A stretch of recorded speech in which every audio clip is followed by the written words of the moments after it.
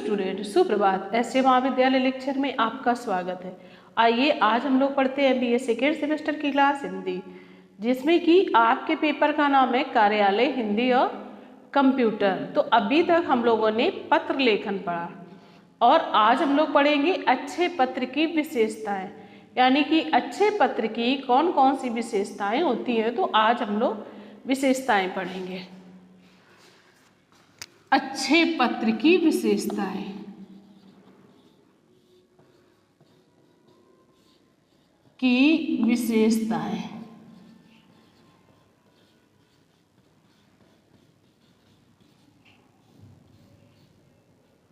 तो सबसे पहले आता है हमारा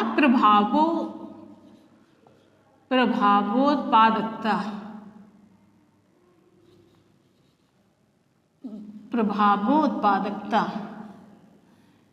यानी कि पत्र लिखने से उसमें क्या प्रभाव पड़ता है। अगर हम किसी के लिए पत्र लिख रहे हैं तो सामने वाले को क्या प्रभाव पड़ता है। तो सबसे पहली हमारी विशेषता होती है प्रभावोत्पादकता, यानी कि पत्र लिखने में पड़ने वाला प्रभाव। आप किसी के लिए लिख रहे हैं पत्र और अगर वो नहीं ध्यान देता है तो उसे हमें लिखने से क्या फायदा है। तो सबसे पहले यही होता है कि पत्र लिखने में सामने वाले को क्या प्रभाव पड़ता है। तो सबसे पहली विशेषता हमारी यह है। अब अगली विशेषता है विचारों की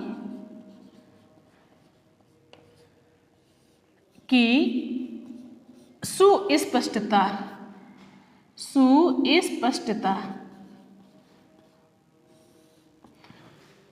दूसरी विशेषता है हमारी विचारों की सुस्पष्टता, यानी कि पत्र लिखने में हमें अपने विचार स्पष्ट होने चाहिए।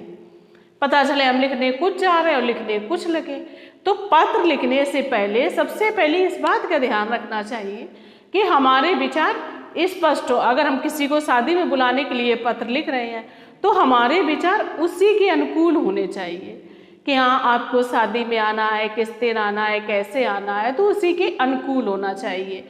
विचारों की सुस्पष्टता, यानी कि विचार हमारे स्पष्ट होने चाहिए। अब अगली विशेषता है हमारी संक्षेप और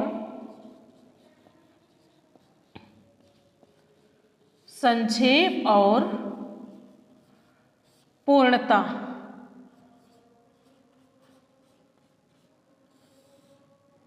यानी कि कोई भी अगर हम पत्र लिख रहे हैं तो उसको कैसे लिखेंगे हम, संक्षेप में, और इसके बाद संक्षेप में लिख करके उसमें पूर्णता भी होनी चाहिए।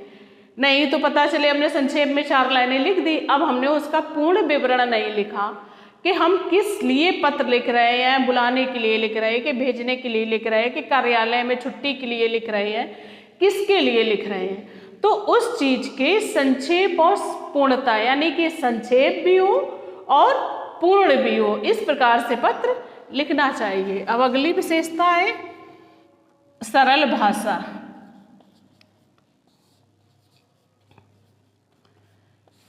किसी भी पत्र को लिखते समय उसकी भाषा कैसी होनी चाहिए, सरल होनी चाहिए।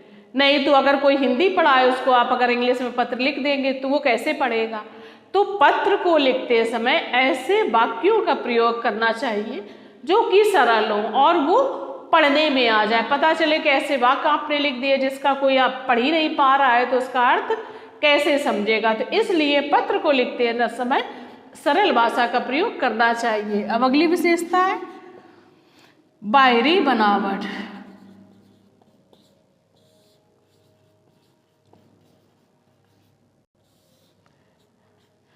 बाहरी बनावट, यानी कि पत्र को लिखते समय बाहरी बनावट का भी ध्यान रखना चाहिए।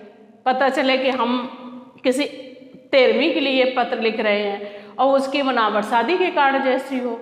अगर शादी का कार्ड दे रहे हैं तो उसकी बनावट 13वीं के कार्ड जैसी हो। तो हमेशा पत्र लिखते समय बाहरी बनावट का भी ध्यान रखना चाहिए कि किस लिए हम पत्र लिख रहे हैं और किस प्रकार से उसकी बनावट रखें। अगली विशेषता है शुद्धता और स्वच्छता।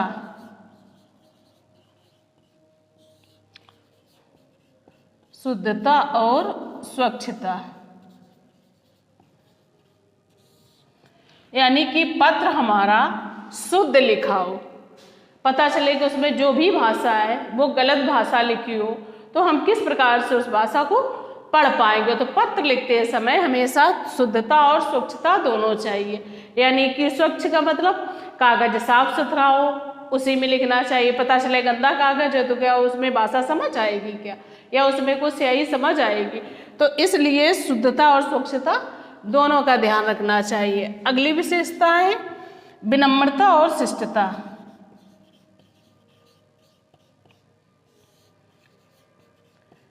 विनम्रता और शिष्टता। पत्र लिखने वाला और पत्र पाने वाला दोनों का कैसा व्यवहार होना चाहिए, विनम्र और शिष्ट। यानी कि पत्र लिखने वाला अगर विनम्र है तो वो विनम्रता से पत्र लिखेगा, अगर उसका नेचर विनम्र नहीं है तो वो कैसे पत्र लिखेगा, वो तो अपनी जिस भाषा में बोलता है उसी भाषा में पत्र लिखेगा, तो वो क्या देखने में या पढ़ने में अच्छा लगेगा। इसलिए पत्र लिखने में ये भी ध्यान देना चाहिए विनम्र और शिष्टता का। अगली विशेषता है सद्भावना।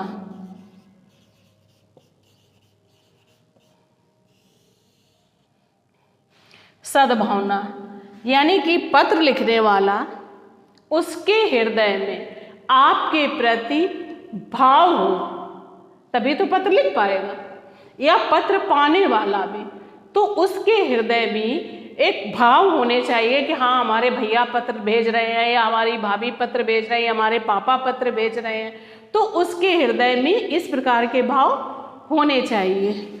अब अगली विशेषता है सहज और स्वाभाविक शैली। सहज और स्वाभाविक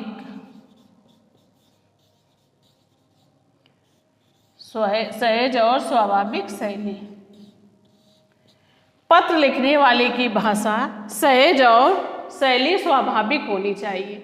अगर हम अपनों के लिए पत्र लिख रहे हैं तो उसी प्रकार से हमारी शैली होनी चाहिए। पता चले कि हम पत्र अपने के लिए लिख रहे हैं और शैली और हमारे भाव किसी और के प्रति है, तो पत्र लिखने वाले को यह भी ध्यान देना चाहिए कि उसकी भाषा शैली सहज और स्वाभाविक हो। अगली विशेषता है विराम चिन्हों पर विराम चिन्हों का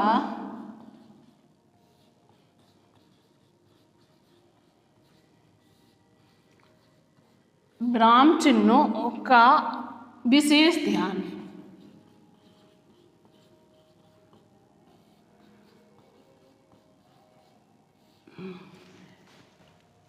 कोई भी पत्र हम लिखें तो उसमें हमें कैसा होना चाहिए, विराम चिन्हों का विशेष रूप से ध्यान देना चाहिए।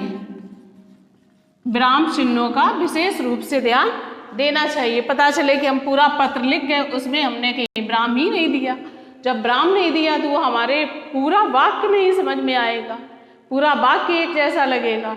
तो इसलिए पत्र लिखते समय जिस जगह आवश्यकता हो उस जगह विराम चिन्हों को देना चाहिए। लास्ट है हमारा उद्देश्यपूर्ण।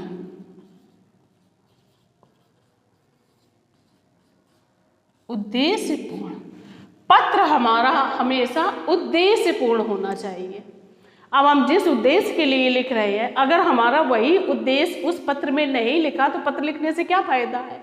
तो पत्र हमारा हमेशा उद्देश्यपूर्ण होना चाहिए। तो बेटा आज हम लोगों ने अच्छे पत्र की कितनी विशेषताएं पढ़ी।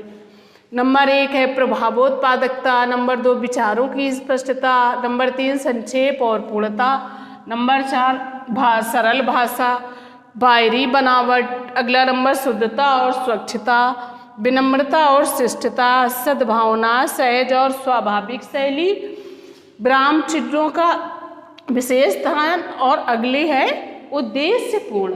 तो इस प्रकार से बेटा आज हम लोगों ने अच्छे पत्र की विशेषताएं पढ़ी। अब अगली क्लास में हम लोग आगे पढ़ेंगे। Thank you.